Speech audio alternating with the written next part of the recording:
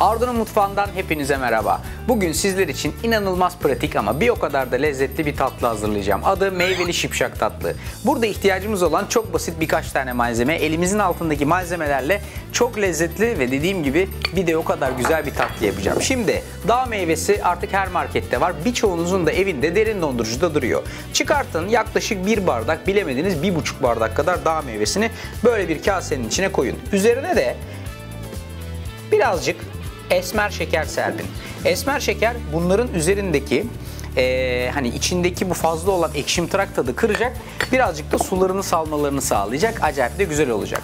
Fırınınızı 175-180 dereceye ısıtın ve fırında pişireceğiniz bu tatlıyı pişireceğiniz kabı atın, orada ısınsın. Ben sizi beklerken çekimden önce bunu attım ve bir parça ısıttım. Şimdi şöyle yapayım size. Bunu çıkartıyorum, gayet sıcak vaziyette ve bu sıcak kabın içine 60 gram kadar tereyağı koyuyorum. Bakın çok basit ama dediğim gibi yapması, evdeki malzemelerle uygulaması kolay bir tarif. 60 gram tereyağı bu fırına dayanıklı kabın içinde fırında eriyor. O orada erirken, burada da şekerlerle beraber dağ meyvelerim yavaş yavaş tatlanırken ben geliyorum bunun esas karışımını hazırlamaya. Şimdi birkaç tane malzememiz var ki bunlar da her zaman evlerimizde olan malzemeler. Birazcık un koyarak işe başlayacağım. Yaklaşık 125 gram kadar unu bir kasenin içine koyuyorum. 125 gram una 200 gram toz şekeri ilave ediyorum. Hemen arkasından şöyle bütün tatlılarda olduğu gibi birazcık tadı pekiştirmek, lezzetlendirmek adına bir küçük tutam tuz koyuyorum. Tuz tatlılardaki bu lezzeti ve aromayı daha çok patlatır, daha çok ortaya çıkarır. O yüzden kullanmaktan bazı tatlılarda, özellikle de çikolatalarda çekinmemenizi istiyorum sizden. Hemen arkasından birazcık vanilyaya ve birazcık da kabartma tozuna ihtiyacım var. Ne kadar vanilya, ne kadar kabartma tozu? İşte 1,5 çay kaşığı kadar ki şu da 1,5 çay kaşığı kadar kabartma tozu ve yine aynı şekilde 1,5 çay kaşığı kadar da şu da hadi buçuğu olsun vanilyamı ekledim. Şimdi bakın alın çırpma telinizi, şöyle bunu güzel bir şekilde karıştırın. Bunun üzerine de 185 mililitre kadar, yani bir bardağın birazcık daha azı, benim her zaman kullandığım ölçü bardaklarından bir parçacık daha azını koyun. Ya da varsa böyle hani 250 mililitrelik 0.25'lik ölçekli kablarınız, ondan işte göz kararı 50 kadar eksik koyacak şekilde 180-185 mililitre sütü ekleyin ve her şeyi aynı kabın içinde çırpın. Burada elde edeceğiniz böyle bir hani tempura sebze yaparkenki gibi güzel ve kıvamlı bir ıslak, akışkan, boza kıvamında bir harç elde edeceksiniz. Her şeyi tamamen çırptığınızdan emin olun. Bu tatlıyı şöyle yapacağız. Acayip pratik. Aslında bu tatlı bitti sayılır. Burada meyvelerimiz var, şekerlendirdik. Burada da güzel bir şekilde karıştırdığımız bir boza kıvamında bir karışımımız var. Fırında da erimiş tereyağımız var. Yapacağımız şey son derece basit. Tatlıyı bitiriyorum ve bağlıyorum. Fırına atıyorum. 15-20 dakika sonra bir kontrol ediyorum.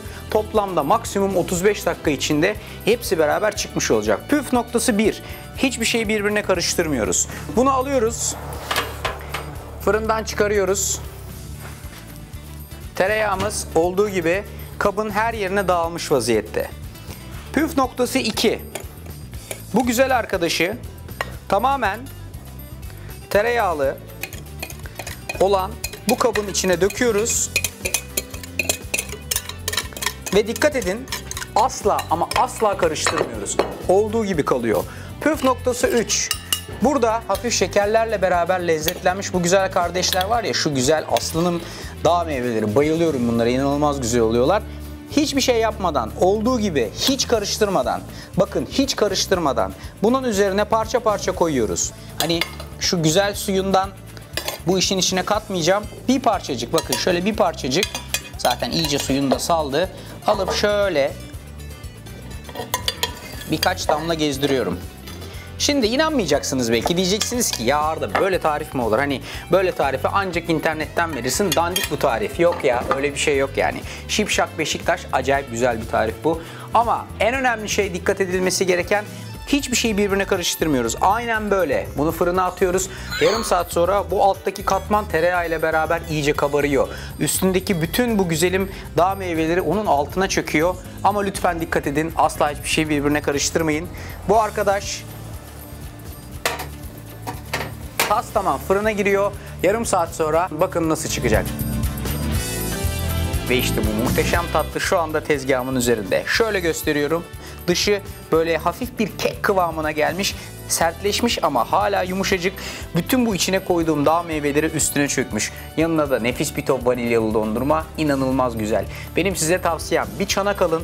Bundan şöyle bir parça kopartın, üstüne de birazcık vanilyalı dondurma koyun, arkasından bir parça da böyle naneyle servis edin, kaşık kaşık dalın yiyin. Acayip lezzetli, şipşak, meyveli bir tatlınız olacak. Bugünlük benden böyle bir tarif size. Hemen mutfağa koşun ve bunu uygulayın. Daha farklı ve daha güzel tariflerde görüşmek üzere. Kendinize çok iyi bakın. Allah'a ısmarladık.